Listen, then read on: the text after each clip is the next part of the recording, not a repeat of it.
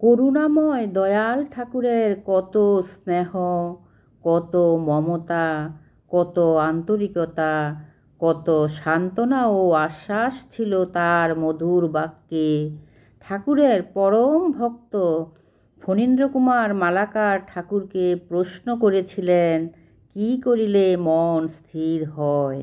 শুনুন ঠাকুরের অপূর্ব ব্যাখ্যা।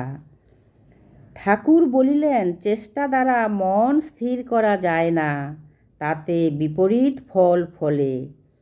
মন যেদিকে যাওয়ার যাওক, সেদিকে লক্ষ্য না কইরা নাম শুনা যাইতে হয়।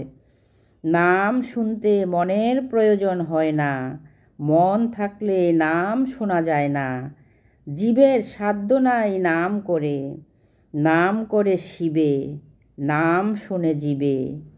নাম প্রাণে গাথা থাকে বইলাই নাম লয়।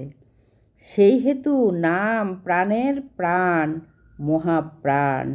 এই নাম শুনবার জন্য ক্রমে ক্রমে ধীরের আশ্রয়ে যাইতে অভ্যাস করতে হয়, তবে নাম শোনা যায়। নাম শুনতে শুনতে মন থাকে না, মন মইরা যায়।